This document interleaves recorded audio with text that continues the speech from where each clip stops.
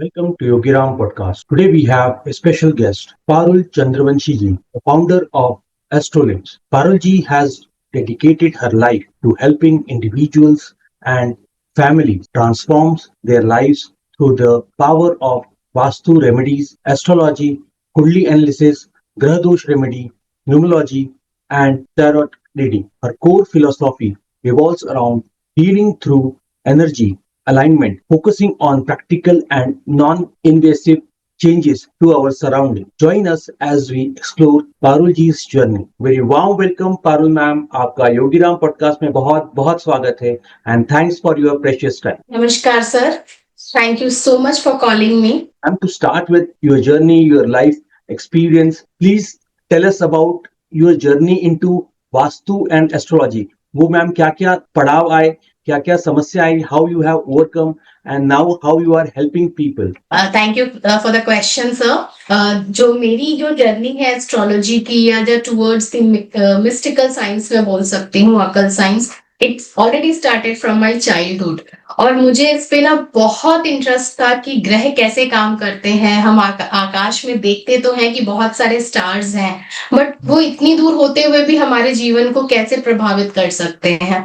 और हम अपने सराउंडिंग्स में शुरू से देखते हैं कि लोगों ने बहुत सारे स्टोन पहने हुए हैं, कोई मंत्र चैंटिंग कर रहा है, कोई किसी स्पेसिफिक मंदिर में जाकर किसी स्पेसिफिक तरीके से पूजा कर रहा है। तो ये बहुत सारे क्वेश्चंस मेरे माइंड में थे। जब इतने सारे क्वेश्चंस आते हैं तो आपको आंसर भी चाहिए होता है, क्योंकि वो आपकी क्यूरियोसिटी को बढ़ाता ही रहता है। तो फिर मैंने स्टार्ट किया कि मैं खुद इन चीजों को खुद से समझूंगी।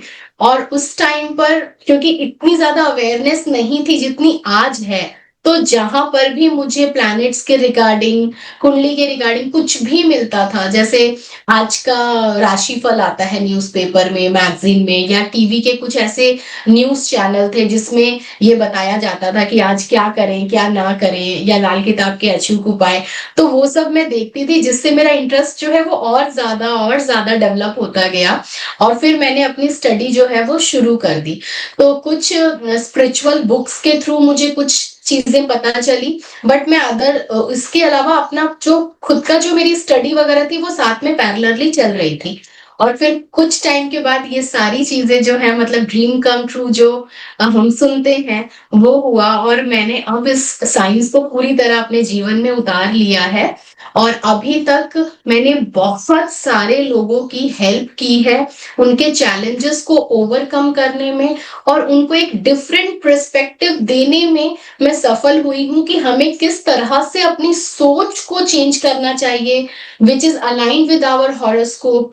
और फिर उसके माध्यम से हम अपने जीवन को सरल भी बना सकते हैं और अच्छा भी कर सकते हैं। Very true ma'am. इसी कंटेक्स्ट में मैं अगला सवाल लेना चाहूंगा एंड यस दैट वाज एक बहुत बड़ा पड़ाव था।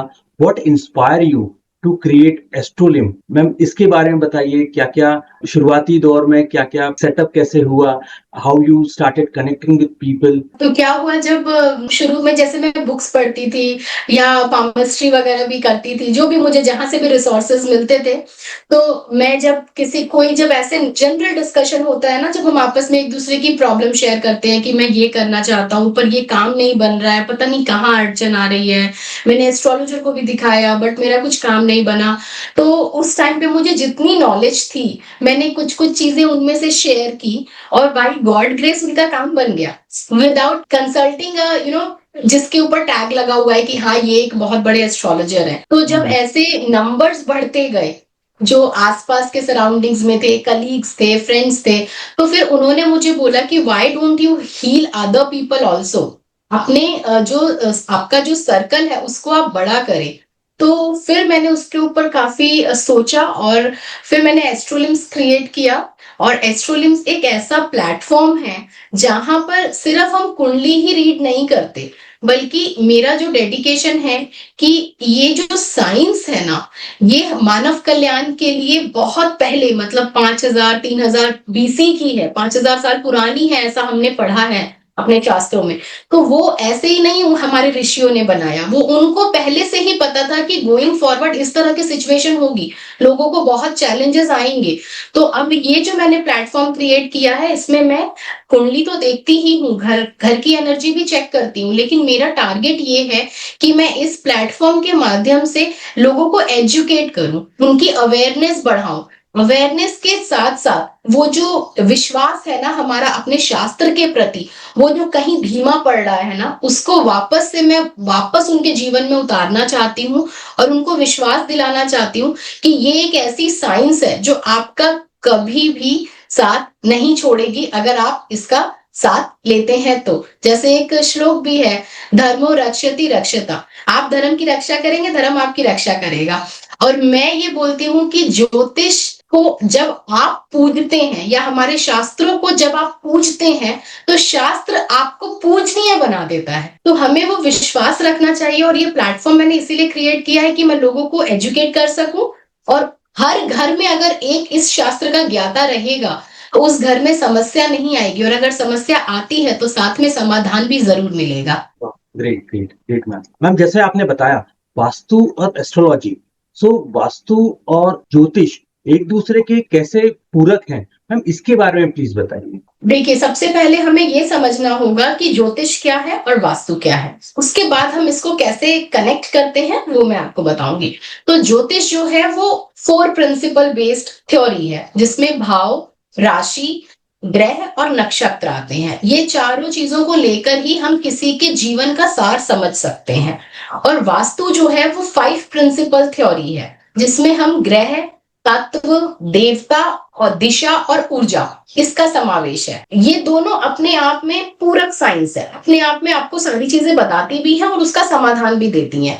लेकिन जब हम बात करते हैं कनेक्शन की, तो क्या होता है, जब वास्तु शास्त्र के अकॉर्डिंग अगर आपका घर उन सूत्रों के मुताबिक नहीं बना हुआ जो हमारे 18 ऋषियों ने या विश्वकर्मा प्रकाश जी ने बताए हैं, जिन्होंने इसकी रचना की है, उसके अकॉर्डिंग नहीं होता है, तो क्या क्या जीवन में चैलेंजेस आएंगे ये आपका हाउस बता देता है, आपकी एनर्जी बता देती है, स्पेस बता देता है। लेकिन अब बात आती है कि वो घटना तो आपने पढ़ ली कि ये इस तरह की सिचुएशन में इस तरह की घटना होगी, लेकिन वो घटना कब घटेगी ये हमको हमारी ज्योतिष बताती है, क्योंकि ज्योतिष जो है वो काल से जुड़ा हुआ है और वास्तु जो है वो आपके जीवन के इवेंटोलॉजी से जुड़ा हुआ है। पॉजिटिव नेगेटिव दोनों हो सकता है, लेकिन वो घटेगा तभी जब आपका काल, जब आपका समय आएगा। तो ज्योतिष में दशाएं होती हैं, 9 ग्रह हैं, 9 ग्रहों की अलग अलग दशाओं का पीरियड है, 20 साल, 19 साल, 17 साल। तो अब आपको ये देखना पड़ेगा कि दोष कैसे हैं, वो कौन से इवेंट दे रहे हैं। अब यहाँ पर कुंडली में अगर वो दशा स्टार्ट हो गई और वो गोचर भी उस चीज से कनेक्ट हो जाता है, तो अब उस वक्त वो घटना घट जाएगी। और फिर हमें वास्तु के अकॉर्डिंग क्या होता है, जो वास्तु जो बना है 360, जैसे ब्रह्मांड 360 डिग्री में है, तो आप समझिए ब्रह्मांड का एक सूक्ष्म पार्ट हमारा घर है। अब वो 1000 SFT का भी हो सकता है, 500 का भी हो सकता है, 5000 का भी हो सकता है, लेकिन वो भी अपने आप में एक ब्रह्मांड का ही काम कर रहा है। तो वो अपने आप में एक पूरी एनर्जी को जो है वो क्रिएट कर रहा है। इसमें ये हो जाता है कि उसको ना डिवाइड किया गया है कि कौन सा जोन जो है वो घर के मेन मेंबर के लिए है, कौन सा जोन माताओं के लिए है, कौन सा जोन फीमेल्स के लिए है। उसी तरह से और भी जो भी हमारे फैमिली मेंबर्स होते हैं, सारे रिलेशन कवर हो जाते हैं। अब आपको ये देखना है कि जैसे अब कोई जोन है जिसमें दोष है, वो जोन क्या आपके पिता से मिल रहा है, उस जोन का कनेक्शन क्या आपके माता से मिल रहा है, तो हम अकॉर्डिंगली उनकी कुंडली देखेंगे कि उनकी कुंडली में समय कैसा चल रहा है। अब उनकी कुंडली में अगर समय ठीक चल रहा है तो हो सकता है उनको इतनी प्रॉब्लम ना आए, लेकिन अगर उनकी कुंडली में कुछ ऐसी दशाएं चल रही हो जो उनके लिए प्रॉब्लमदायक है, तब यहाँ पे वास्तु उसके साथ क्लब होकर उनको एक नेगेटिव इवेंट जो है दे देगा, या पॉजिटिव इवेंट अगर वो उनकी कुंडली बताती है तो वो पॉजिटिव इवेंट देता है। इस तरह से इनका आपस में कनेक्शन है। Great ma'am, great ma'am. जिस तरीके से आपने बताया from basic to people are able to connect कर पाएंगे कि दोनों का कितना इंपॉर्टेंस है। Ma'am getting more into vastu, और मैं वास्तु में एक बहुत because of social media also बहुत सारे मिसकंसेप्शंस आ गए हैं, या पीपल गेट कंफ्यूज और relate to non related issues into vastu. तो मैम क्या क्या वो मिसकॉन्सेप्शंस हैं वास्तु में जो बहुत कॉमन देखे जाते हैं because of yes social media, because of not having proper knowledge और guidance from the Guru. Ma'am इसके बारे में प्लीज बताइए। देखिए, जो मिसकंसेप्शन ना, वो तो काफी सारे हैं, क्योंकि वो सब लोगों के ऊपर डिपेंड करता है कि वो इस साइंस को किस तरह से देखते हैं, उनका क्या मत है। लेकिन जो कॉमन मिसकंसेप्शन है ना, वो ये है कि हर घर का उपाय हो सकता है। लोगों को लगता है कि ठीक है, घर जैसा भी है आप उपाय तो कर दीजिए, लेकिन हमें ये समझने की जरूरत है, उपाय जो है वो आपकी नेगेटिविटी को सप्रेस करने के लिए होता है, लेकिन वो जो नेचुरली जो एक चीज मिल रही है वो तो नहीं दे पाएगा ना। उसके लिए फिर आपको बहुत प्रयत्न करना पड़ेगा। जैसे एक एग्जाम्पल के तौर पे समझते हैं, अगर ईस्ट है, ईस्ट की जो दिशा है वो बहुत ही ज्यादा इंपॉर्टेंट होती है वास्तु में, क्योंकि वहां से हमें प्राणिक ऊर्जा मिल रही है, प्राण शक्ति, जिसकी वजह से हम जीवित हैं, लाइव है, जीवन में कुछ करना चाहते हैं। अब अगर ईस्ट में किसी तरह का दोष आ जाता है, जो सबसे खराब करता है ईस्ट को, वो है टॉयलेट, WC का होना। अगर वो दोष वहां पे आ जाता है, तो अब हम क्या क्या बोल सकते हैं कि उसका उपाय कर देंगे तो क्या वो ठीक हो जाएगा? तो उपाय करने से जो ईस्ट में दोष होने की वजह से जो नेगेटिविटी आ रही है, हम उसको तो कम कर सकते हैं, लेकिन ईस्ट जो आपको प्राणिक ऊर्जा इन जनरल दे रहा है, जब वो अच्छा होगा तो क्या हम वो जनरेट कर सकते हैं? नहीं, हम एग्जैक्टली सेम उस तरह की एनर्जी को जनरेट नहीं कर सकते। हम ये कोशिश कर सकते हैं कि उपाय के माध्यम से हम उसको उस लेवल तक ले जाएं, बट फिर भी 100% वो जो नेचुरली आपको देगा ना, वो विद रेमेडीज उतना नहीं दे पाएगा, क्योंकि वहां पर WC होने की वजह से उसके जो नेचुरल कैरेक्टरिस्टिक है ब्लेसिंग्स वाले, वो तो कहीं ना कहीं मिस हो ही जा रहे हैं। Very true, very true. दूसरा एक मिथ मैं और बोलना चाहूंगी, लोग क्या करते हैं आजकल, क्योंकि ये साइंस बहुत बूस्ट है, मतलब हर जगह आप खोलेंगे और आपको ये मिल जाएगा, और अनगिनत रेमेडीज अवेलेबल है आपके पास, तो हमें ये समझने की जरूरत है कि क्या मुझे उस रेमेडी की जरूरत है, क्योंकि सबकी कुंडली अलग है, सबका टाइम अलग है, सबकी दशा ट्रांजिट सब अलग चल रहा है, सबका घर अलग है, तो मेरे लिए कौन सी रेमेडीज है वो तो कस्टमाइज ही निकलेगी। नंबर 1, लोग क्या करते हैं कि आप देखेंगे फ्रीक्वेंटली, आपने भी देखा होगा, मैं तो जहां जाती हूँ, ये मेरे ऑब्जर्वेशन का पार्ट है, 7 हॉर्सेस की पिक्चर हमें हर जगह मिल जाती है, रेस्टोरेंट्स में, होटल में, बैंक्वेट में, और उसके साथ साथ आप कुछ और पिक्चर्स देखेंगे जो हमारी 2D और 3D रेमेडीज में आती है। वो आइडियल भी हो सकते हैं, फोटो फ्रेम भी हो सकता है, इस तरह की चीजें हो सकती हैं, लेकिन वास्तुशास्त्र ये बोलता है कि जब तक आपके जो घर की ऊर्जा है, जो आपके घर का जो स्ट्रक्चर बना हुआ है, अगर वो वास्तु के नॉर्म्स के अकॉर्डिंग नहीं है, तो आप कितने भी यंत्र टांग लीजिए या कितने भी इस तरह की रेमेडीज रख लीजिए, उनसे आपको ज्यादा फायदा नहीं होगा। और मैंने यही लोगों से सुना भी है कि हमने वीडियो देखकर ये रख लिया, वो रख लिया, लेकिन हमें कुछ ऐसा फायदा नहीं हुआ। तो उनको ये समझने की जरूरत है कि मुझे किस चीज की जरूरत है। जब आप अपनी जरूरत के अकॉर्डिंग आप उपाय करते हो, या सबसे पहले आप अपने घर में देखिए कि उसमें उस घर को हील करने के लिए किस चीज की जरूरत है। पहले अपने फॉर्म करेक्शन के ऊपर ध्यान देना होता है, उसके बाद फिर आप लगाइए रेमेडीज, वो आपको हेल्प करेगी, सपोर्ट करेगी। तो ये 2 मिथ्स मैंने ऐसे देखे हैं जो मैंने ऑब्जर्व किया है। Moving to the next question, an important one, how do you determine the right vastu remedy for a client? आपके क्या पैरामीटर्स हैं, आप क्या क्या पॉइंटर्स आप देखती हैं किसी को भी रेमेडी बताने के लिए? मैम इसके बारे में प्लीज डिटेल में बताइए। एंड अनदर मोस्ट, क्या क्या वो सक्सेस स्टोरी है, how you help, how you transform people's life, आपने उनकी लाइफ की जो कठिनाइयां थी, समस्याएं थी, वो कैसे कैसे दूर करें? कुछ ma'am success story please share करें इसके साथ। Sure sir, thank you. ये तो मेरा फेवरेट टॉपिक है, क्योंकि मैं चाहती हूँ कि हम मोटिवेट हो, हम खुद से नहीं हो रहे तो हम किसी और की सक्सेस स्टोरी से तो मोटिवेट अपने आप को कर ही सकते हैं, और इस साइंस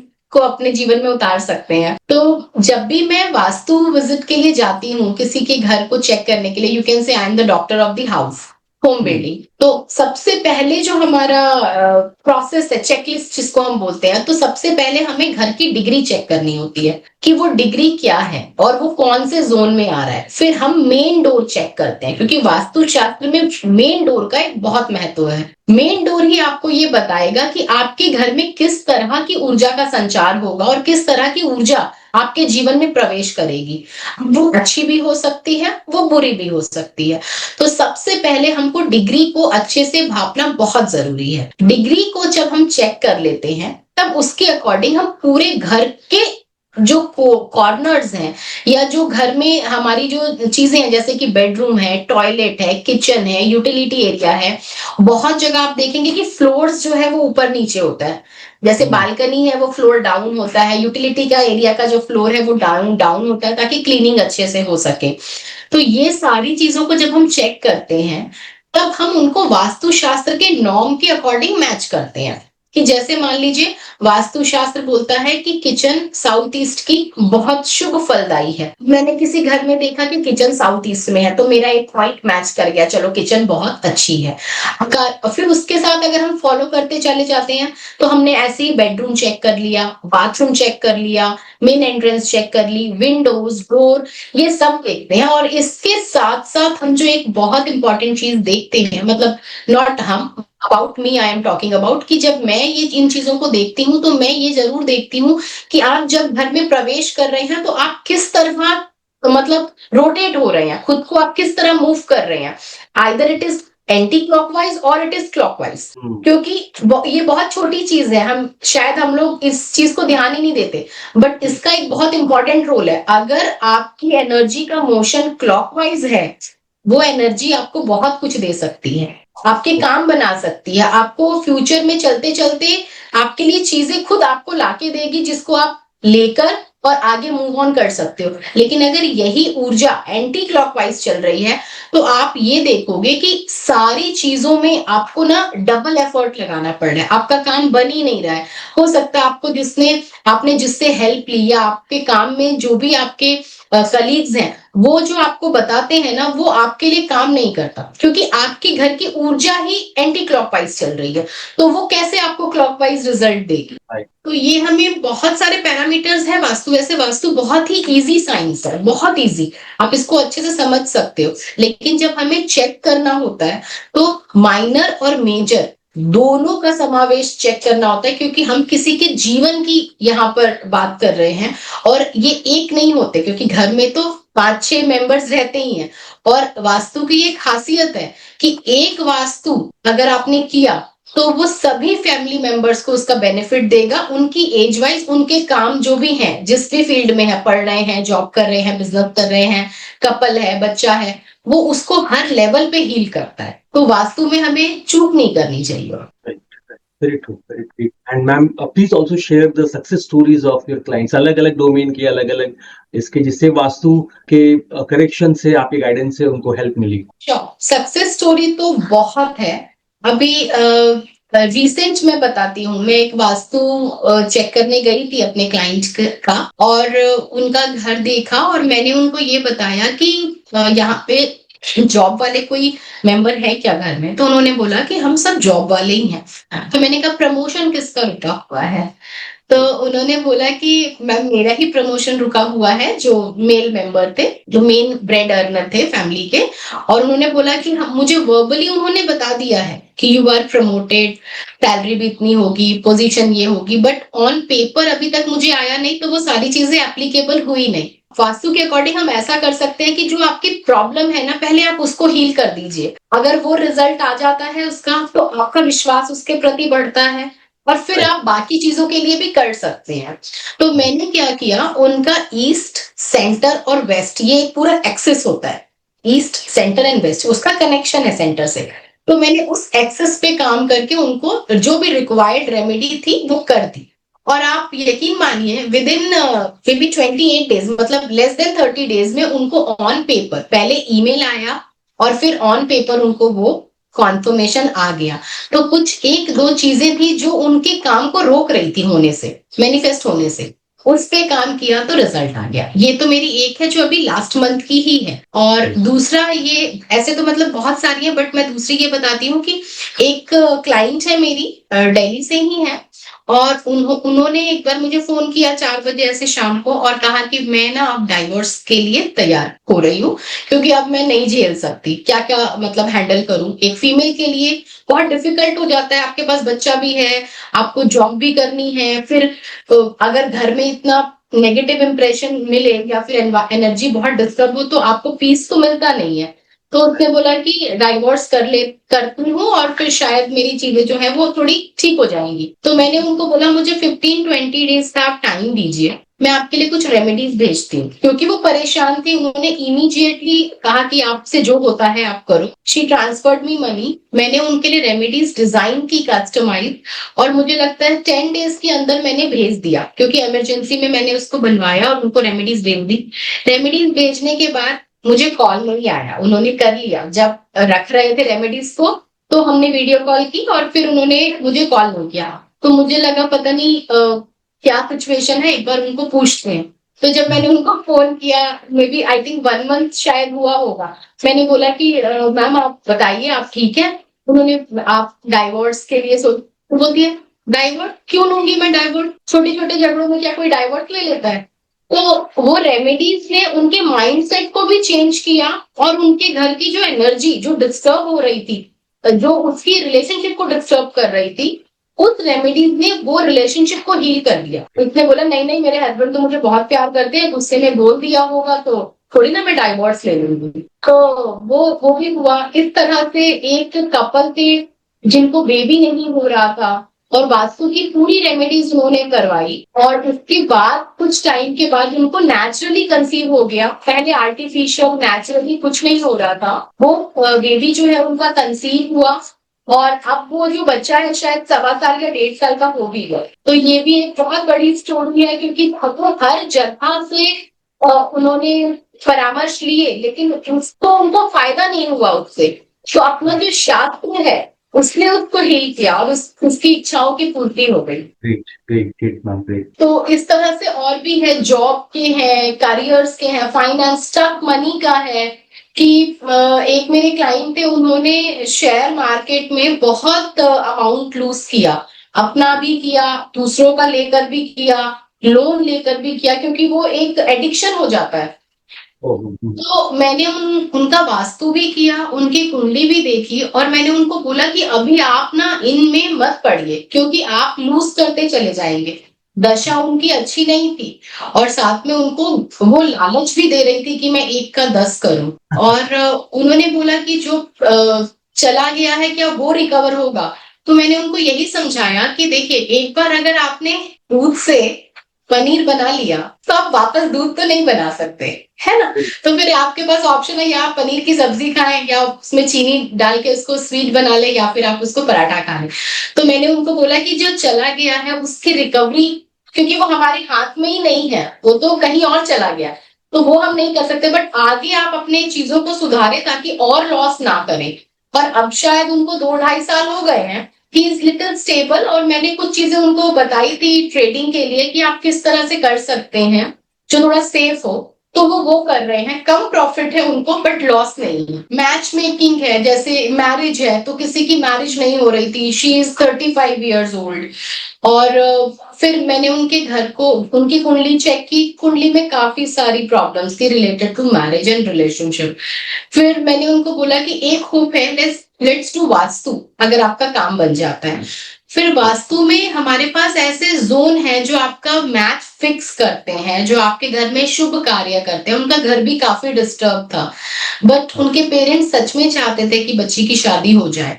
फिर हमने वास्तु पहले किया, एस्ट्रोलॉजी की रेमेडीज अभी तक मैंने उनको नहीं बताई थी। पहले हमने वास्तु किया, क्योंकि घर की ऊर्जा जो है ना वो बहुत इंपॉर्टेंट रोल प्ले करती है, और उसके बाद हमने एस्ट्रोलॉजी की रेमेडी की। और मैंने जैसे जैसे उनको बताया, she has followed my guidelines, and अब she is married. great, great. Very good, ma'am. बहुत अच्छा लगा है how you are helping, how you are guiding, and how you are transforming people's life. मेरा मेरा खुद इस शास्त्र के प्रति जो है ना विश्वास कभी भी ऐसा नहीं हुआ कि कम हुआ, हमेशा ही बढ़ा है। और अभी तक आप यकीन करेंगे कि मेरे पास अभी तक कोई ऐसा रिवर्ट नहीं आया है जिसमें उन्होंने ये बोला है कि ये मेरे लिए काम नहीं हुआ। वो बात अलग है, अगर वो नहीं कर रहे हैं फॉलो, तो उनको ये चीज पता है कि मैंने फॉलो ही नहीं किया तो कैसे रिजल्ट आएगा। लेकिन जो फॉलो करते हैं, क्योंकि देखिए ये जो साइंस है ये मैंने तो डेवलप नहीं की है, मैं तो सिर्फ फॉलो कर रही हूँ जो हमारे ऋषियों ने हमें बताया है, जितना मैंने पढ़ा है, जितना मैंने ऑब्जर्व किया है। तो जब इसको आप करेंगे आपको कुछ तो रिजल्ट मिलेगा ही। ऐसा नहीं हो सकता कि ये आपको रिजल्ट नहीं दे। अगर रिजल्ट नहीं होता ना तो ये साइंस होती नहीं हमारे साथ। ये है क्योंकि ये काम कर रही है। Ma'am, moving to the next question, vastu से ही रिलेटेड मैं पूछना चाहूंगा, वास्तु में रंगों का क्या महत्व है? क्योंकि बहुत बार ऐसा देखा गया है, सोशल मीडिया में देखा गया है, क्या सिर्फ कलर चेंज कर देंगे या घर के जो है कर्टन्स चेंज कर देंगे उनका कलर, तो क्या उससे क्या हेल्प हो जाती है? It really works? मैम, इसके बारे में प्लीज बताइए। कलर का अपने आप में एक असाधारण महत्व तो है, जो आपने बोला वो बिल्कुल सही है। और देखिए कलर जो है ना वो हर चीज के आधार पर है। ग्रहों के अपने कलर हैं, राशियों के अपने कलर हैं। उसी तरह से घर में हम जो बात करते हैं वो आपके तत्वों के कलर पे बहुत बहुत कनेक्ट हो जाता है। जो घर का कलर है, क्या होता है कि हमें ऐसा लगता है कलर ही तो है, कर लेते हैं, कुछ फर्क नहीं पड़ेगा। और ध्यान भी नहीं जाता कि कलर की वजह से हमें प्रॉब्लम आ रही है। मैंने बहुत सारे ऐसे घरों में जब मैं वास्तु करने गई हूँ तो मैंने देखा है बिल्कुल रेड कलर की उन्होंने पूरी किचन बनाई हुई है। उन्होंने कुछ सोशल मीडिया पे देखा कि किचन जो है वो फायर एलिमेंट है तो रेड कलर ही कर दो। तो वो क्या हो गया, फिर मैंने उनको पूछा कि तो फिर आपके घर पे रोज झगड़े होते होंगे। तो उन्होंने उस चीज पे ध्यान ही नहीं दिया। और उन्होंने कहा झगड़े तो सच में ही बहुत हो रहे हैं। फिर मैंने कहा एक बार आप शांत होकर ये सोचिए कि क्या किचन में जब आपने ये रेड कलर का इंटीरियर किया उसके बाद ही ऐसा हुआ या पहले भी था? तो उन्होंने सोचा।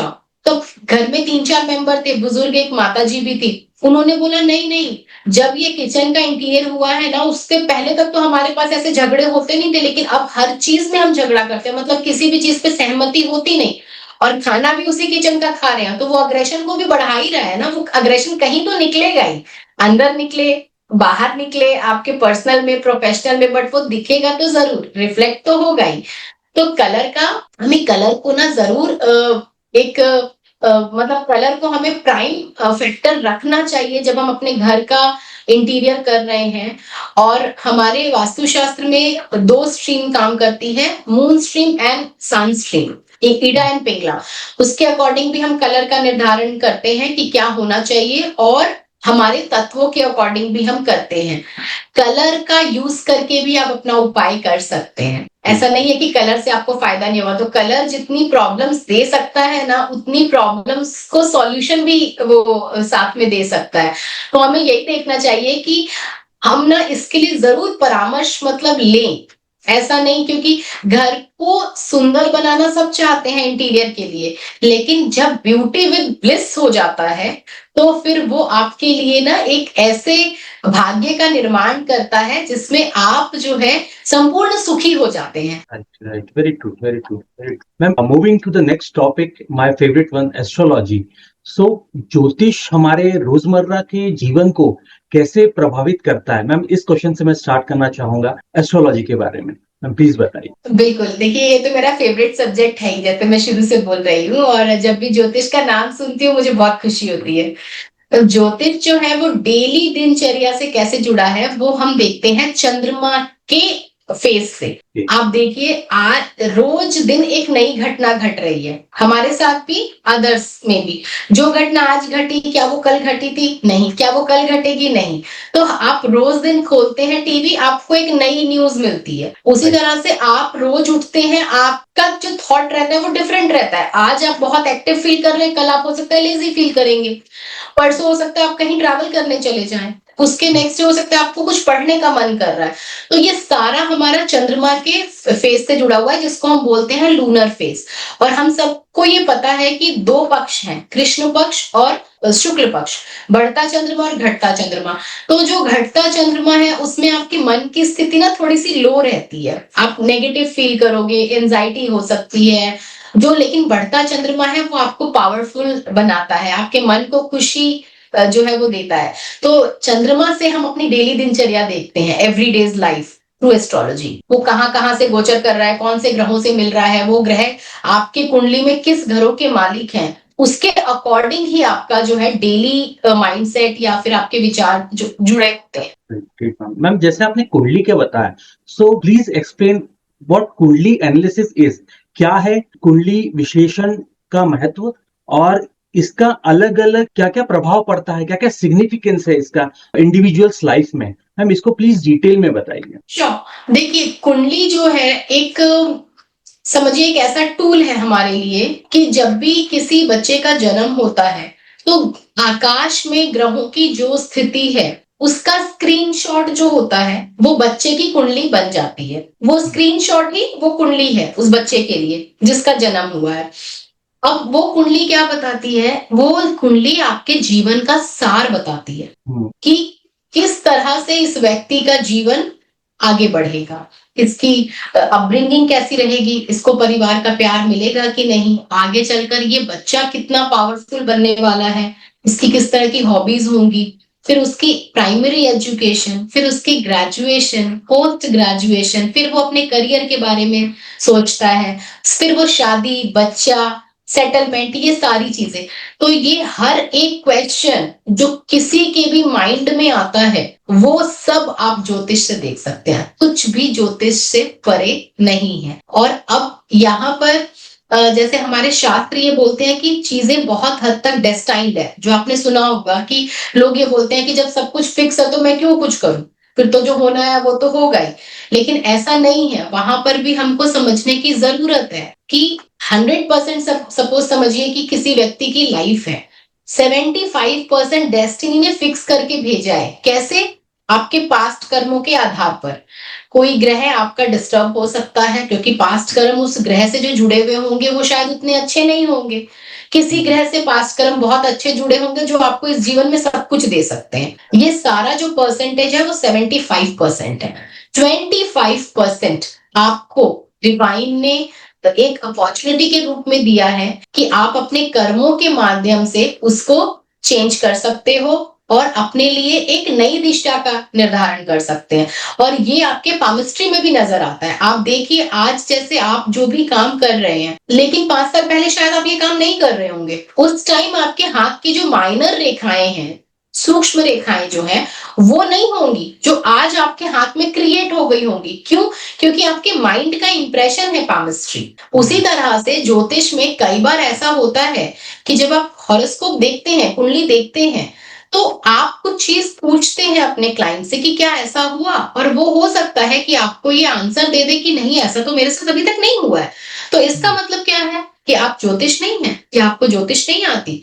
ऐसा नहीं है। इसका मतलब ये है कि वो व्यक्ति जरूर कुछ ना कुछ ऐसा कर रहा है जिससे उसको डिवाइन हेल्प मिल रही है और वो चीजें नहीं हो रही हैं। आप देखिए, हमारे पास ऐसे बहुत सारे एग्जाम्पल हैं कि जिसका जो बैकग्राउंड है वो बिल्कुल अच्छा नहीं है, उनके पास पॉवर्टी है, उनके पास मतलब उनके पास आगे बढ़ने के रास्ते नहीं है, लेकिन वो बच्चा अपने आप को बहुत ग्रो करवाता है। और आज हम बहुत सारे इस तरह के लोग देखते हैं जो वो बोलेंगे कि हम स्टेशन पे सोते थे, हमारे पास कुछ था ही नहीं, और आज वो बहुत सक्सेसफुल है। तो ये कैसे हुआ? उन्होंने खुद अपनी डेस्टिनी को चूज किया ना, मेहनत करके। तो जो 25% है, हम सबको वो 25% पे जरूर काम करना चाहिए। फॉरगेट अबाउट 75%, क्योंकि वो हो गया, आप उसको चेंज नहीं कर सकते। बट थिंक अबाउट 25%, क्योंकि ये 25% जो है ये बहुत अच्छी परसेंटेज है। ये आपके प्रेजेंट को तो बैलेंस करेगी ही, आपके फ्यूचर को भी सिक्योर करती है, इसके साथ साथ आपके आने वाली लाइफ को भी बेहतर कर सकती है। तो 25% पे हम सभी को ध्यान देना चाहिए। और हम सभी को, मैं ये भी बोलूंगी कि हम सभी को एक बार अपने कुंडली का विश्लेषण जरूर करना चाहिए। और आप समझिए कि आपके स्टार्स क्या बोलते हैं, आपके ग्रह क्या बोलते हैं। अगर हम अपने ग्रहों और अपने स्टार्स के अकॉर्डिंग चलते हैं तो हम अपनी एनर्जी, टाइम और मनी सबको सेव कर सकते हैं। प्रॉब्लम तभी है जब हम अपने ट्रैक से भटके हुए हैं। जब मेरा, जैसे आप देखिए ज्योतिष में क्या होता है, अलग अलग दशाएं हैं। अभी मेरे पास एक रिसेंट केस में आपको बताती हूँ। एक बच्चा है, इज वेरी यंग, 17-18 साल का है शायद वो, और उसकी वीनस की दशा चल रही है। अब पेरेंट्स ने कुंडली दिखाई थी मुझे। पेरेंट्स बोल रहे हैं कि मैं इसको इंजीनियरिंग करवाऊंगा, और मैं ये मतलब अभी ये पोस्ट हो रहा है, एआई करवाऊंगा। मैंने उनको बोला कि आप समय भी गवा देंगे और पैसे तो गवाएंगे ही, और आपके सरदर्द जो आप लेंगे इसके साथ साथ वो एक अलग मैटर है, क्योंकि उस बच्चे की जो दशा चल रही है वो वीनस की दशा चल रही है। अब हम सबको पता है कि जो वीनस है ना वो लग्जरी का प्लैनेट है ना, वो कंफर्ट देखता है। अब उस दशा में अगर आप मेहनत वाला काम करवाओगे नहीं हो पाएगा। तो वीनस क्या करेगा, माइंड वर्क करवा सकता है, लेकिन वो फिर भी वो इस तरह के काम करवाएगा जहां पे वो दूसरे लोगों को ऑर्डर देके काम करेगा, खुद वो इतनी मेहनत नहीं कर सकता। तो इसीलिए उस टाइम पर हमको सही बात का सिलेक्शन करना है ताकि हमारी दशा हमारे लिए फेवरेबल हो जाए। अगर मैं वीनस के अपोजिट काम करूंगी तो मुझे रिजल्ट नहीं आए। इसीलिए हमें हर वक्त जो है एक बार अपने ग्रहों का विश्लेषण और कुंडली का विश्लेषण जरूर करना चाहिए। एक बार तो आप समझ लीजिए कि मेरे कुंडली में कहाँ पे लूप होल्स हैं जो मुझे फ्यूचर में तकलीफ दे सकते हैं। एक तो आप उसकी रेमेडीज कीजिए, उपाय कीजिए, और दूसरा जो आपकी प्रेजेंट में दशा चल रही है, हो सकता है वो दशा 20 साल की हो, 7 साल की हो, तो ये एक अच्छा ड्यूरेशन है। इसमें बहुत सारी चीजें हो सकती हैं, पॉजिटिव और नेगेटिव। तो उस दशा के अकॉर्डिंग आप अपने पाथ को मैच कर लीजिए। जब आप दशा के अकॉर्डिंग अपने पाथ को मैच कर लेंगे तो आप डिस्ट्रैक्ट नहीं होंगे। जिस तरीके से आपने बताया कि yes, both are important. Astrology जो आपको पास्ट प्रेजेंट के सिचुएशंस कंडीशंस बताते हैं, क्या क्या आपको चीजें नोटिस में रखनी है, and the most important yes 25% which can help to transform your life. Ma'am बहुत बहुत अच्छी तरीके से आपने बताया कर्मा के बारे में एंड एनर्जी अलाइनमेंट के बारे में। मैम इसी कंटेक्स्ट में मैं जो नेक्स्ट सवाल पूछना चाहूंगा नेक्स्ट टॉपिक के बारे में, कर्मा के बारे में। इन योर व्यू, आपके दृष्टिकोण में, how does Karma effect our present life? ये किस हद तक चेंज कर सकता है अपने प्रेजेंट लाइफ को, वर्किंग लाइफ को, डे टू डे लाइफ को? मैम इसके बारे में मैम प्लीज बताइए। देखिए, कर्मा तो हर जगह है। अगर हम कृष्ण जी का भी श्लोक पढ़ते हैं, उन्होंने बोला है कि कर्म करो और फल की इच्छा मत करो। और आप देखिए हमारी जितने भी पौराणिक शास्त्र हैं, भगवान श्री राम के बारे में या विष्णु अवतार के बारे में, जो उनके पूर्ण अवतार है, देखिए वो सब कर्म करने ही आए हैं। तो जब भगवान इस चीज से नहीं बच सके और अपने जो, जैसे माता सीता है, वो माता सीता बनने से पहले और एक ऋषि की पुत्री थी, और वो तब भी भगवान विष्णु को ही भजती थी कि मुझे भगवान विष्णु ही मिले, मतलब पति के रूप में। लेकिन उस वक्त रावण ने उनको हरण करना चाहा था, उस वक्त भी, और तो उन्होंने अपने आप को त्याग दिया, अपने शरीर को, और ये बोला कि स्त्री ही तुम्हारे उसका वध का कारण बनेगी और मैं ही आऊंगी। और उनका ही माता सीता के रूप में जन्म हुआ और रावण की उस तरह की गति हुई। तो कर्म जो है ना वो किसी को छोड़ता नहीं है, और कर्म बहुत जरूरी इसलिए भी है कि हमें देखना चाहिए, क्योंकि मनसो वाचा कर्मणा भी बोला गया है। शरीर, शारीरिक से भी आप करते हैं, मानसिक भी करते हैं, और अंदर जो एक हम आत्मचिंतन के तौर पे भी जो कर्म करते हैं वो भी एक कर्म के रूप में ही आता है। जैसे कि आप ये देखिए कि हमारी जो बॉडी है ना वो 3 बॉडी है, 3 बॉडीज भी है। वन इज स्थूल, वन इज सूक्ष्म, और एक जो है वो कारक है। ये आयुर्वेद का पार्ट है, क्योंकि मैंने आयुर्वेद भी किया है और एस्ट्रोलॉजी को आयुर्वेद के साथ कनेक्ट करके भी मैं काफी रिसर्च की कर चुकी हूँ और कर भी रही हूँ। तो जो स्थूल शरीर है वो हमारा फिजिकल बॉडी, हम कितने केजी के हैं, height, weight, length and all. जो सूक्ष्म बॉडी है वो आपकी कर्म इंद्रियां और ज्ञान इंद्रियां हैं। और जो कारक शरीर है उसमें आप अपना पूरा डाटा जो है वो स्टोर करते हैं, जिसको हम रैम बोलते हैं। तो क्या होता है, एक व्यक्ति जब अपने शरीर को छोड़ता है तो उसका स्थूल शरीर तो खत्म हो गया। जो वो आइडेंटिटी जो सोल ने कुछ सालों के लिए ली, उसने अब वो उस आइडेंटिटी को छोड़ दिया। अब उसके पास क्या बची, ज्ञान इंद्रियां और कर्म इंद्रियां, वो चल रही होती है। और इसीलिए जो है डॉक्टर बोलते हैं कि 6 से 8 घंटे के बाद बॉडी डिकम्पोज होती है, इमीडिएटली तो होती नहीं है। इसका मतलब क्या है, कुछ ना कुछ तो बॉडी में फंक्शन अभी चल रहा है जो स्टॉप नहीं हुआ।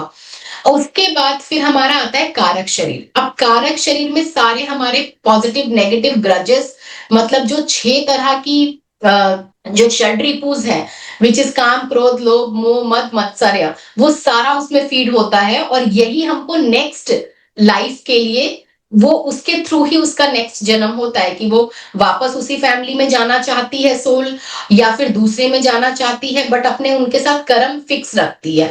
अब कर्म का देखिए क्या होता है, आज किसी ने किसी के साथ कुछ बुरा किया, अब कल वो वापस आए, अगर उसने इस लाइफ में उसका हिसाब किताब बराबर नहीं हुआ तो नेक्स्ट लाइफ में वो ज्यादा आएगा। और जितनी लंबी ड्यूरेशन होगी ना, उतना लंबा उतना बड़ा इंटरेस्ट आपको पे करना पड़ेगा। तो क्योंकि what goes out comes back. लेकिन वो ड्यूरेशन जो है, वो जो काल है ना, वो काल की वजह से उसकी जो डेंसिटी है ना, वो बढ़ जाती है। हो सकता है इस लाइफ में कुछ रिलेशन हमने मतलब बनाए अच्छे या बुरे, और 3-4 लाइफ के बाद वापस हम आ रहे हैं, तो 3-4 लाइफ का जो इंटरेस्ट देना पड़ेगा उस व्यक्ति को, उसकी कोई सीमा नहीं है। और आजकल हम जितने न्यूज सुन रहे हैं कि तरह तरह का माइंडसेट है लोगों का, किसी को रिवेंज लेने के लिए या किसी को तंग करने के लिए, तो इसमें भी क्वेश्चन ये उठता है कि क्या वो इस जन्म में अपना कर्म नया क्रिएट कर रहा है, या फिर पिछले कर्म का जो है वो कनेक्शन जो है कंप्लीट कर रहा है, या जो भी रिलेशन है वो कंप्लीट कर रहा है। तो इस केस में हमें ये करना होता है कि आज आपके साथ जो हुआ बस वहीं पे ही आप उसको स्टॉप कर दीजिए। अब आपको नेक्स्ट उससे रिवेंज लेने का नहीं सोचना है। अभी हम यहाँ पे कर क्या रहे हैं, जो लोगों का माइंडसेट है, जैसे मैं लोगों से बात करती हूँ तो उनके दिमाग में क्या चल रहा है वो पता चल रहा है। अब आप देखेंगे कि लोग बोलते हैं कि उसने मुझे ऐसा बोला, अब मैं उसको बताऊंगा, अब मैंने उसका ये नहीं खराब कर दिया, वो नहीं खराब कर दिया, तो मेरा नाम ये नहीं। तो ये जो रिवेंज लेने की जो भावना है, आपको अगर किसी ने आपका बुरा किया है, हाथ जोड़िए, थैंक यू बोलिए गॉड को कि मेरा कर्म इनके साथ खत्म हो गया। क्योंकि वो ऊपर वाला जान रहा है कि आपकी डायरी क्या है, आपको नहीं पता है, क्योंकि आपके मन में तो वो सब चीजें है ही नहीं ना। आप तो मेटेरियलिस्टिक की तरफ बढ़ रहे हैं, आपके अंदर क्रोध है, लोभ है, मद है, मत्सर्य है। आप नहीं सोच सकते, आपकी सूक्ष्म इंद्रियां उतनी अपलिफ्टेड नहीं है, तो आप नहीं सोच सकते। लेकिन आपकी डायरी कहीं ना कहीं तो मेंटेन हो रही है। तो जब आपके साथ बुरा होता है, उस टाइम उसी वक्त हमको, अगर आपने थैंक यू और ग्रैटिट्यूड का इमोशन लाया, तो आप रिवेंज लेने से बच जाएंगे। और जब आप रिवेंज लेने से बच जाएंगे तो आप नेक्स्ट कर्मा क्रिएट नहीं करेंगे। और जब आप नेक्स्ट कर्मा क्रिएट नहीं करेंगे तो कोई आपसे नेक्स्ट लाइफ में बदला लेने नहीं आएगा। तो ये कर्मा का प्रोसीजर है जिससे आप अपने कर्मों को धीरे धीरे समाप्त करोगे, तभी आप आगे बढ़ोगे। देखिए, सप्त लोकास है, 7 लोकास जो हमारे शास्त्रों में बताया गया है, और हम लोग जो है ना वो 3rd डायमेंशन पे हैं। अब अगर आप 7 को डिवाइड करते हैं तो 3 ऊपर और 3 नीचे हो गए, बीच में एक लाइन हो गई जो 4th लोक हो गया। हम लोग 3rd पे हैं। अब 3rd से हमें 4th में जाने के लिए आपको जो है ना वो कर्मों को ही कर्म करना है, जिसको हम बोलते हैं एनलाइटमेंट हो जाना, मोक्ष मिल जाना। वो क्या है कि आपने इस 3rd लेवल को पार करके आप 4th में चले गए। 4th में अब आपको शरीर की जरूरत नहीं है, वो आपकी स्पिरिट के अकॉर्डिंग, एनर्जी के अकॉर्डिंग, वो जो भी उनका प्रोसीजर है 4th लेवल का। फिर 4th से आप 5th की जर्नी करोगे, 5th से आप 6 से आप 7 is the highest I can say.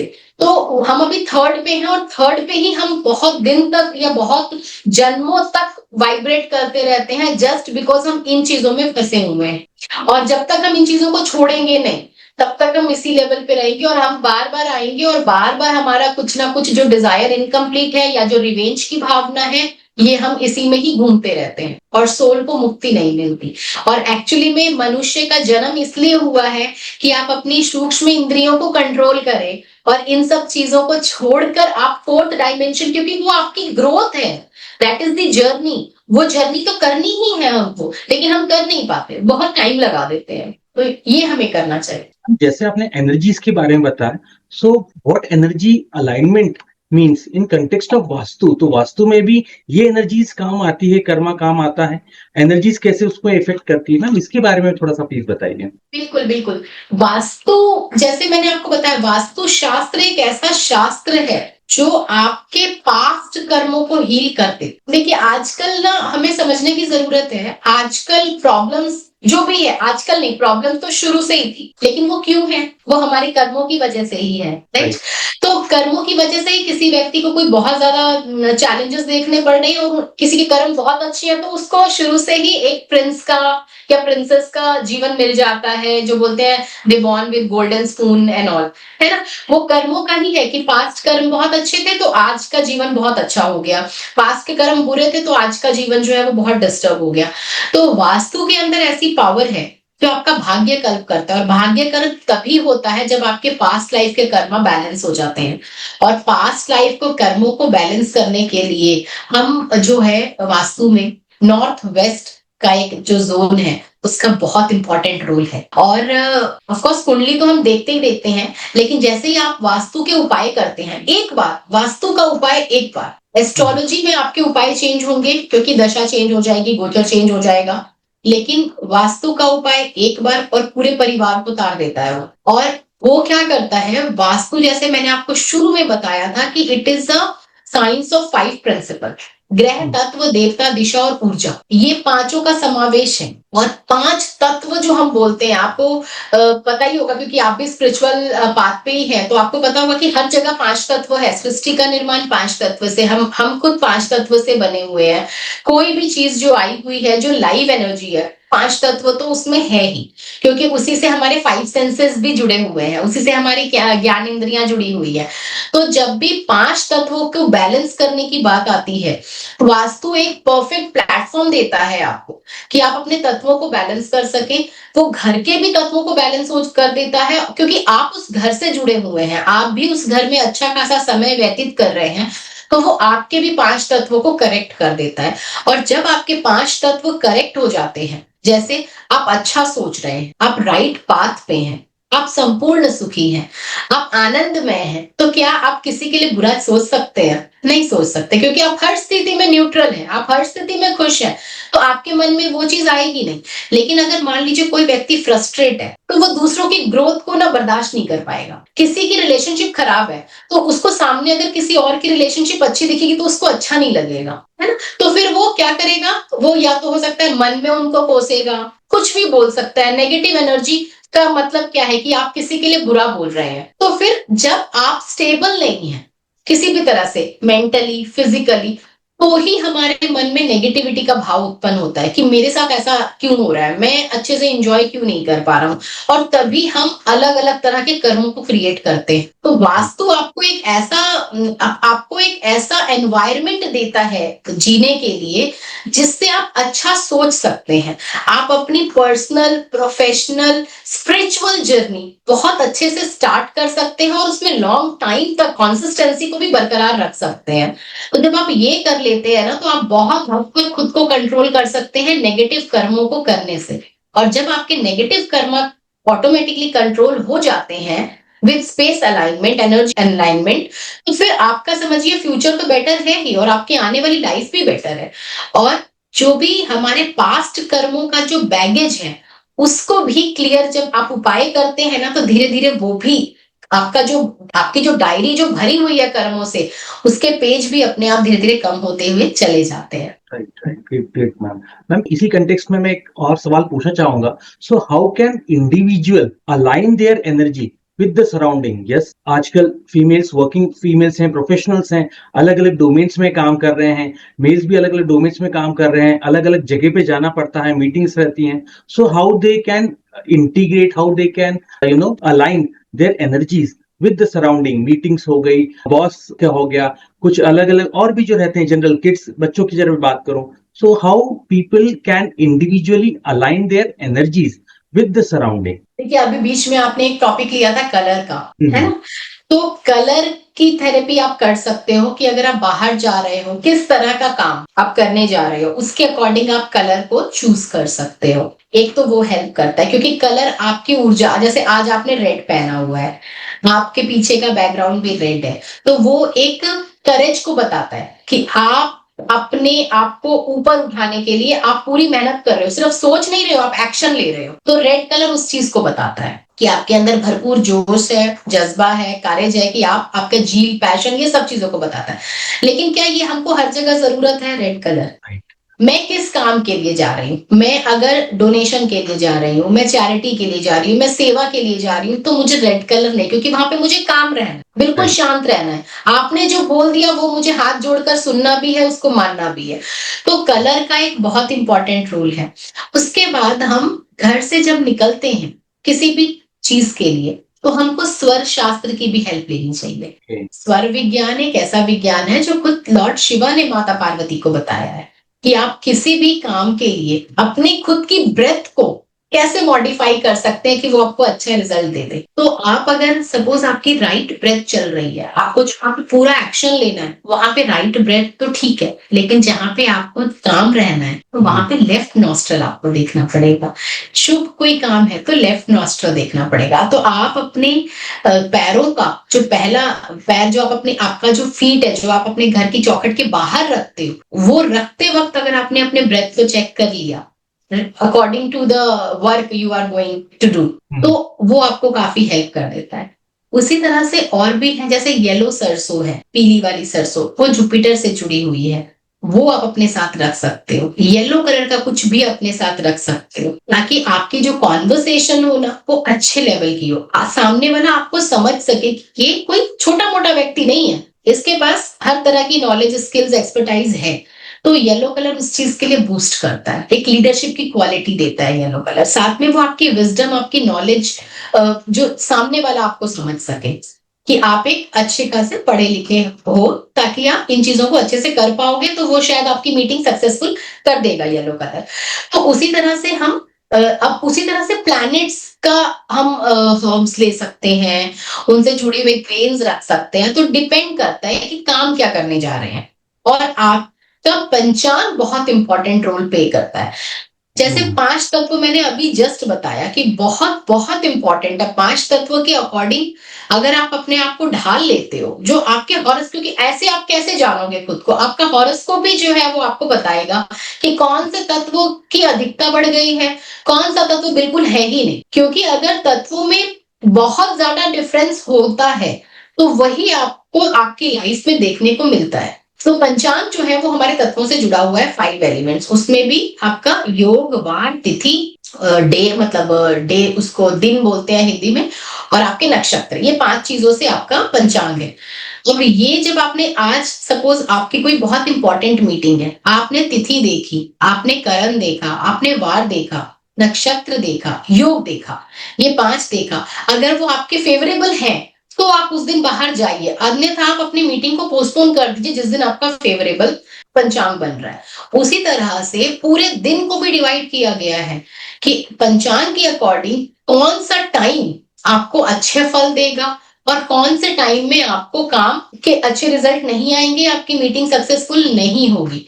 क्योंकि आप देखिए कि क्या होता है, हम कभी कभी बाहर निकलते हैं और बोलते हैं आज तो अनएक्सपेक्टेडली बहुत अच्छा हो गया, मतलब मैं तो प्रिपेयर भी नहीं थी और मुझे इतना अच्छा मिला।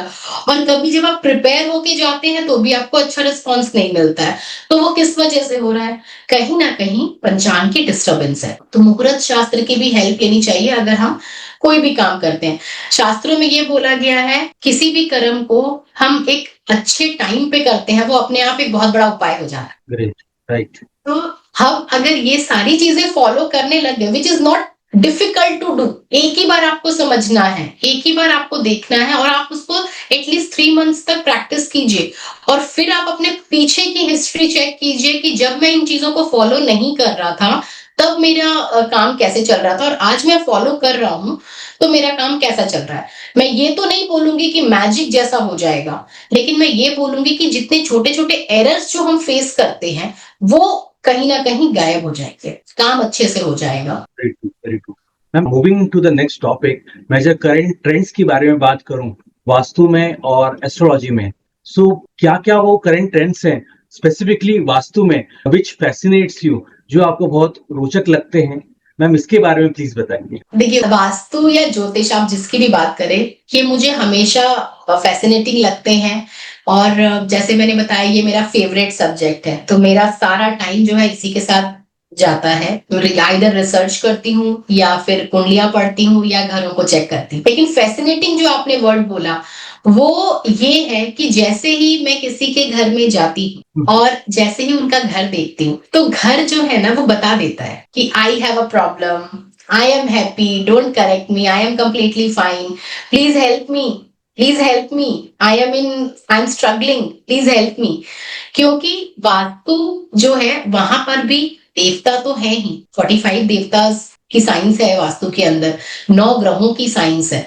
जब उनका पद डिस्टर्ब होगा ना, they are not happy, and when they are not happy they will also not make you happy। एक परेशान इंसान आपको कैसे खुशी दे सकता है? पहले हम्म, उसकी परेशानी को दूर करेंगे तभी आप उसके साथ अपनी हैप्पीनेस को एंजॉय कर पाएंगे। ठीक उसी तरह से हॉरोस्कोप क्या होता है, जब मैं ओपन करती हूँ किसी की कुंडली, वो 1 या 2 सेकंड में ही ना कुंडली बता देती है कि okay. Please focus on me. Houses ज्योतिष में 12 भाव होते हैं। 12 भाव आपके जीवन के हर उस इवेंट से जुड़े हैं जो जन्म के बाद और मृत्यु तक चलते हैं। एस्ट्रोलॉजी तो वो बता देते हैं कि मैं परमानेंटली प्रॉब्लम हूँ, मैं टेम्परेरी हूँ, मुझे तो थोड़ा सा ही कर दो। परमानेंटली वाला बोलता है मुझे ठीक करो, आई एम नॉट हैप्पी। और मुझे ये लगता है कि जब भी मैं कुंडली देखती हूँ ना, कोई एनर्जी तो रहती है जो आपको हेल्प कर देती है। क्योंकि अगर मैं सेम कुंडली कुछ महीने के बाद ओपन करती हूँ तो मेरी प्रिडिक्शन चेंज हो जाती है। उस टाइम पर जो एनर्जी मुझे हेल्प कर रही है टू पास द मैसेज की ये मैसेज दो, और जब आप 3-4 महीने के बाद या फिर से अगर रिपीट वो क्लाइंट आते हैं कि अब मुझे ये समस्या, तो उस टाइम पे मैं अलग रीड करती हूँ कुंडली, क्योंकि उस टाइम की ऊर्जा डिफरेंट होती है। तो वो पूछते हैं मैम लास्ट टाइम आपने ये बताया था और ये सारा सारा घटित हुआ मेरे साथ इतने ही दिनों में, और आज आप ये बोल रहे हैं, तो मुझे उस टाइम पे याद नहीं रहता है कि अच्छा मैंने बताया होगा। अगर मैंने पेन डाउन किया हुआ है तो ठीक है, अदर देन दैट, क्योंकि हर टाइम कोई एक एनर्जी है आपके साथ जो आपको हेल्प करती है कि उस व्यक्ति को उस वक्त पर कितना मैसेज देना है और क्या देना है। अब देखिए रेमेडीज भी डिफरेंट है। किसी को हो सकता है, मैं सिर्फ मंत्र चैंटिंग के लिए बोलती हूँ कि आप सिर्फ ये चैंट कर लें।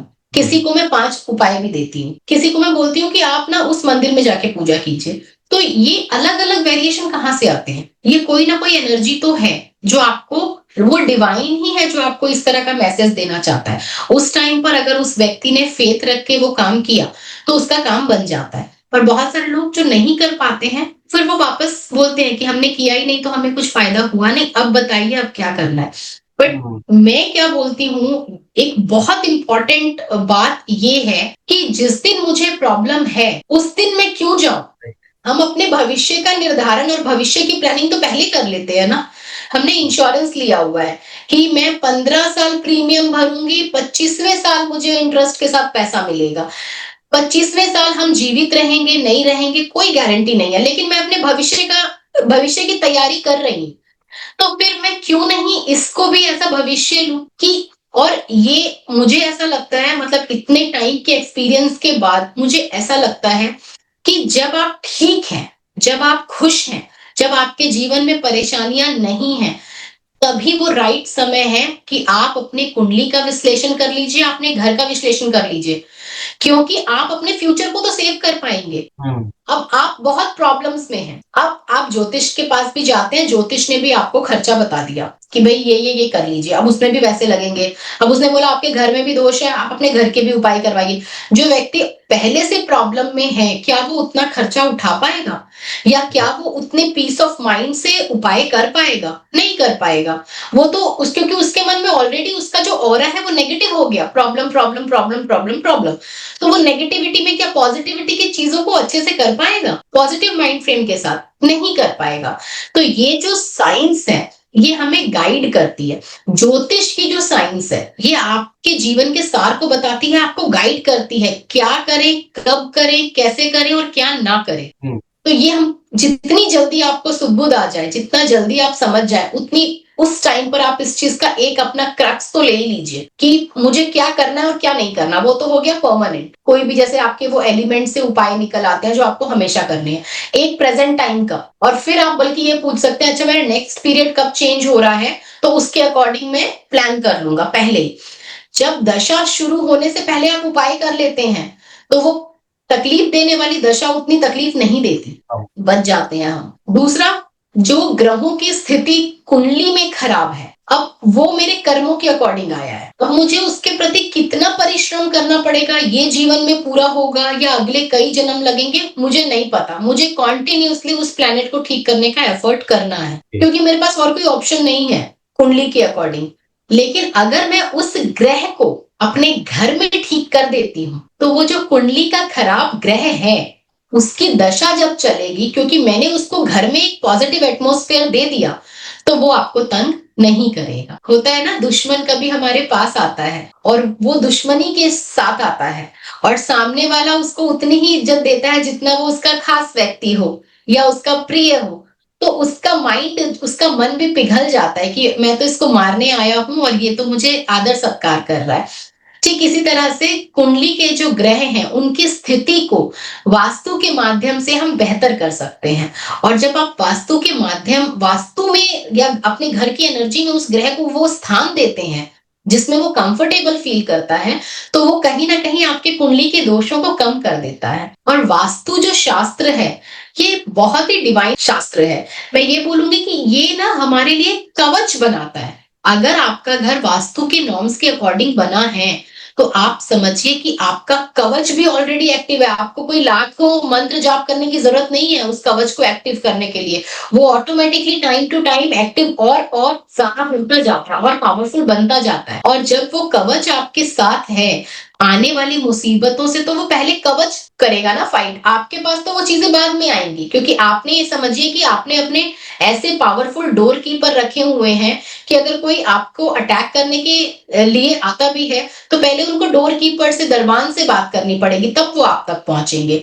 तो हमें ये समझना होता है कि ज्योतिष जो है वो आपके जीवन में होने वाली घटनाओं के बारे में बताता है और आप उनको कैसे रोक सकते हैं, मॉडिफाई कर सकते हैं, या ये आप ज्योतिष से कर सकते हैं। लेकिन अगर आपको प्रोटेक्शन चाहिए और आपको जीवन में संपूर्ण सुखी वाली जो स्टेट है वो पाना चाहते हैं, अपना भाग्य कल्प करना चाहते हैं, तो ज्योतिष एक बहुत अच्छा ऐसा टूल है। मैं ये बोल सकती हूँ कि ऐसा टूल है, डिवाइन टूल है, जो हमको इन सब चीजों के लिए बहुत हेल्प करता है।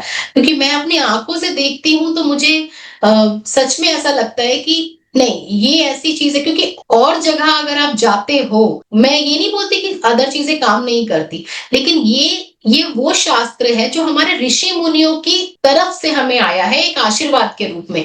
तो ये तो हमें हेल्प करेगा ही करेगा। आज नहीं करेगा, 6 मंथ के बाद करेगा, 1 ईयर के बाद करेगा। इसीलिए वास्तु का उपाय ऐसे बोलते हैं कि करो और भूल जाओ।